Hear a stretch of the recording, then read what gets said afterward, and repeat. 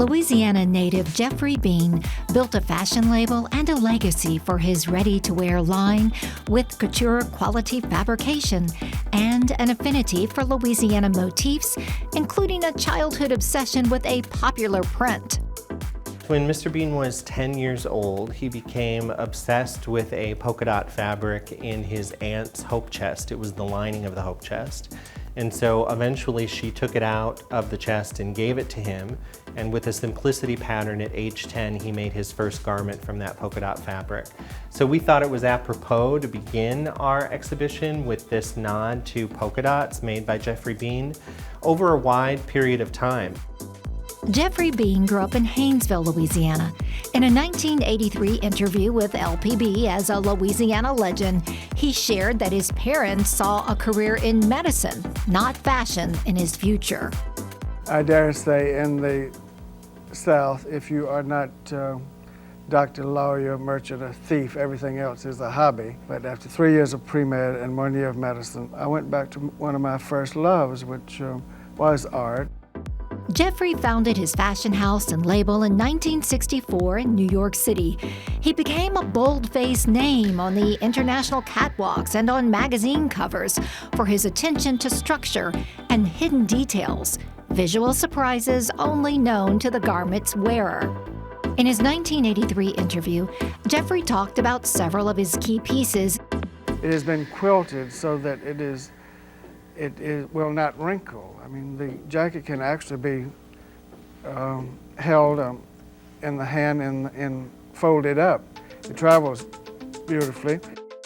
This ensemble, for example, which is the same look that you see in the image on the wall, which was published in Vogue magazine in 1982, retailed in 1982 for $2,300.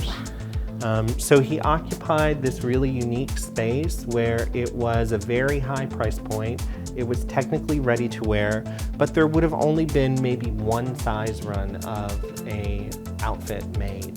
So less than 12 or 14 of an outfit made total. So for us to have as many as we do is pretty amazing. The LSU Textile and Costume Museum has one of the nation's largest holdings of Jeffrey Bean creations, thanks in part to a generous donation from the designer's devotee. Dr. Sylvia Karasu, who's pictured here on our donor wall, donated the entire collection that is on display. 254 pieces were her donation. In the exhibit, we have up 92. This 254-piece donation from Dr. Karasu, who has worn Jeffrey Bean every day since 1991, is the largest in our history and was valued at over $241,000. Jeffrey's mother worked as a florist, and throughout his collections, flowers have been a constant motif, manifested in various materials and techniques. He used flowers over and over again in his designs. You can see that they're from the abstract to the more literal, and he used a variety of techniques, like the midriff of this dress that you see here is completely hand beaded and also sequined to create this floral motif. Of course, the floral pattern is also in the dress, and this is another example where you have to see the petticoat that's underneath this skirt, done in a point d'esprit, trimmed in handmade lace. Jeffrey Bean passed away in 2004, immortalized in fashion history as a skilled architect of garments rather than a trendy fashion designer. He's known for his innovative approach to structure and fit, using triangular shapes rather than the typical darts for figure-flattering outfits.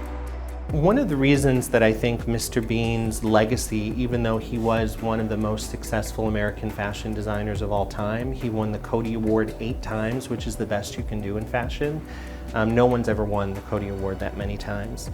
He isn't as celebrated or remembered as some other designers because there wasn't necessarily a distinct aesthetic component to his work.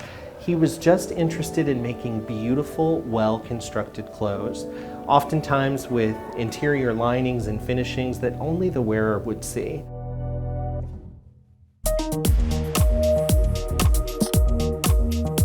We end our tour behind the scenes at the museum's temperature-controlled storage facility. State-of-the-art compact closets unfurl to reveal more sartorial treasures. How many items do you have here? We have approximately 5,000 items in our collection, the oldest being prehistoric textile fragments that date to approximately 3000 BC, to garments up to about 2022. And you also have other Jeffrey Bean outfits that are not part of this current exhibit, but some of these will be on display in future exhibits. Yes, Dr. Karasu gave us 254 pieces, and we also already had about 20 pieces in our collection of Jeffrey Bean prior to her gift. These are some of our additional Jeffrey Bean evening dresses that we have, all donated by Dr. Karasu, including some really stunning pieces, such as this one. LSU students have access to the collection for design inspiration. The university is one of only a few in the nation offering graduate and PhD studies in historical cultural textiles and apparel. This piece is Balenciaga, French couture designer from the 1960s. This is also Balenciaga, which has this unbelievable surface detail, all done by hand. This is a Balenciaga piece from the 1950s. This is an example of a woman's shoe from about 1805. People were much smaller, so tiny. Wow. We've gotten larger with time. From polka dots and magnolias to over-the-top renderings of the big top and a dress that evokes the metallic shimmer of a Gustav Klimt painting, Jeffrey Bean pushed the possibilities of fashion in fabrics, unexpected and experimental juxtapositions, and his signature whimsy. The LSU Textile and Costume Museum serves as the safekeeper and steward of this rare window into his design mind.